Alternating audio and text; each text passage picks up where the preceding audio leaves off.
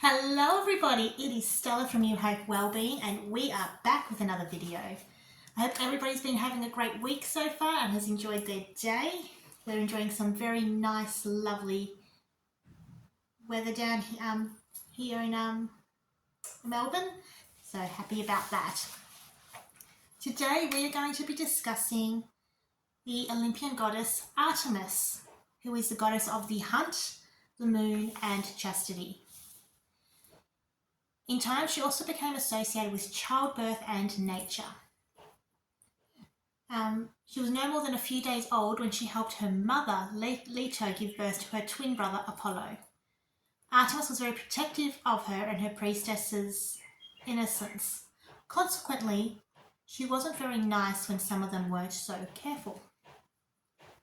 Artemis is also universally depicted as a young, beautiful, vigorous huntress, carrying a quiver with arrows and holding a bow, typically wearing a short knee-high tunic and often accompanied by some animals such as a stag, doe or hunting dogs.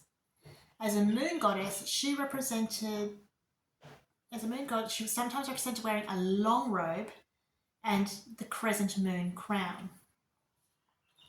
Homer calls Artemis either the mistress of animals or she of the wild.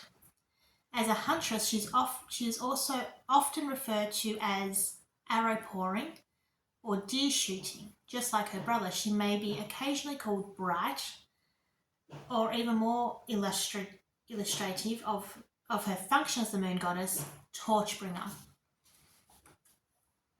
Artemis is the daughter of Zeus and Leto, and who is also herself the daughter of the Titans Coeus and Phoebe. Angered by her husband's infidelity, Hera hunted Leto all over the planet and forbade her to give birth anywhere there was solid earth. However, Leto got to the island of Delos and gave birth to Artemis, while balancing herself on an olive branch. When Hera heard this, she prohibited her daughter, Ilithyia, the goddess of childbirth, of further helping Leto. This postponed the birth of Apollo for 9 days, and who knows how much more time it would have passed if baby Artemis hadn't miraculously learned the art of midwifery, and helped Leto finally deliver her brother. Both the twins were very protective of their mother, and when Niobe, the mother of 6 boys and 6 girls, boasted that while Leto gave birth to 2 gods, she had delivered the whole of Olympus. Apollo and Artemis killed all her children.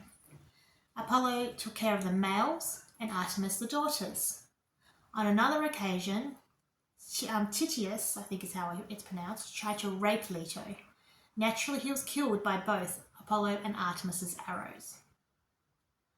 While Artemis was still a little maid, she asked her father Zeus to keep her maidenhood forever. So just like Athena and Hestia, she remained chaste for eternity. And she guarded this vow even more vigorously than they did. When the hunter Actaeon saw her bathing naked, she transformed him into a stag and set his hounds against him. Needless to say, he was ripped apart. The less famous Spirotus was just a boy when he had Actaeon's misfortune of accidentally seeing the goddess unclothed. So he was punished less severely. Artemis transformed him into a girl. The others tried to rape the goddess. None of them have lived to tell the tale. The most famous story involves Orion, the longtime hunting companion of hers. In fact, he may well have been Artemis's only love interest. However, when he tried to taking off Artemis's robe, the goddess killed him, and others say that Orion was actually killed by a scorpion sent by Gaia or by Apollo's arrow. The gods merely tried to keep Artemis's virginity intact, the only time she couldn't. Artemis didn't take care of her didn't only take care of her own purity, she defended the innocence of her worshippers and was merciless if any of her priestesses ever lost it. After her hunting attendant Callisto gave birth to Zeus's son Arcas, Artemis contrived with Hera to turn her into a bear. The plan was to have Arcas kill her. However, just as that was about to happen, Zeus placed both of them into the heavens as the constellations Ursa Major and Ursa Minor.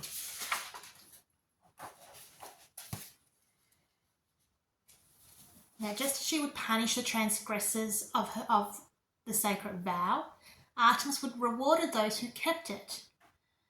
So as to devote himself to a chaste life, Hippolyta scorned Aphrodite, after which the goddess of love made his stepmother fall in love with him. This set off a chain of events which led to his death. However, Artemis called upon Asclepius and resurrected Hippolytus as a new man who subsequently ruled in Italy under the name of Viribus. One common misconception about Artemis is that she was a goddess of fertility. While she did eventually become associated with childbirth, her primary roles were that of the hunt, the moon, and chastity. She was not typically involved in matters of fertility, as were some of the other goddesses, such as Demeter and Aphrodite. An intriguing yet often overlooked fact about Artemis is her association with the Amazons, a legendary tribe of warrior women. Some ancients suggest that Artemis was the patron goddess of the Amazons, providing them with strength and guidance in battle. This connection further emphasizes Artemis's empowering role as a protector of women and her embodiment of female independence. Among the rural populace, Artemis was their favorite goddess. The worship of Artemis probably flourished in Crete or on the Greek mainland in pre-Hellenistic times. Many of her local cults, however, preserved traces of other deities, often with Greek names, suggesting that upon adopting her, the Greeks identified Artemis with nature divinities of their own. Another little-known fact about Artemis is her connection with the ancient city of Ephesus. Located in modern-day Turkey, the Temple of Artemis is one of the 7 wonders of the ancient world, and a magnificent structure dedicated to her worship. This temple not only served as a place of worship, but also as a sanctuary for those seeking refuge, showcasing another aspect of her protective nature. At the sanctuary of Artemis at Buron, I think that's how it's pronounced, girls and women worshipped Artemis as a goddess of fertility and purity. Women often left their clothing from successful childbirth to honour the goddess. For those who died in childbirth, their relatives could leave articles of clothing of the women who died at the altar.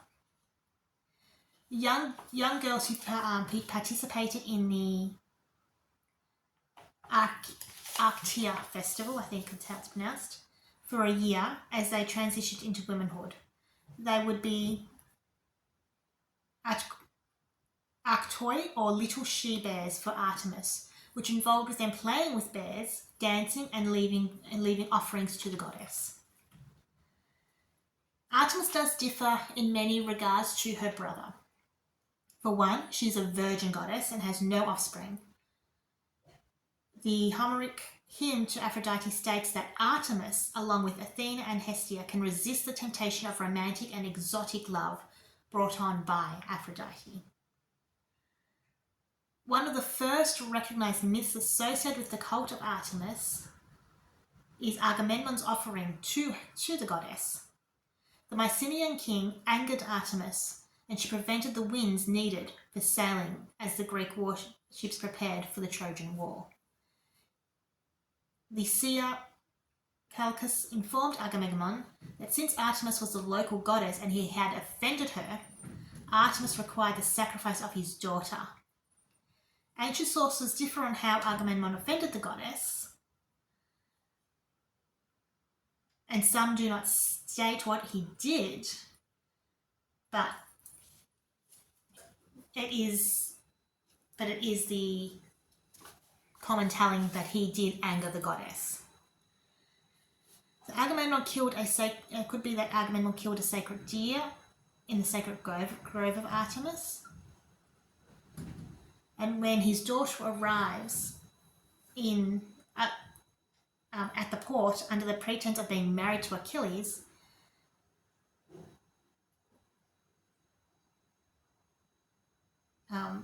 both her mother, so Clementia, and Achilles discover Agamemnon's actual motive, and they devise a plan to save the girl's life.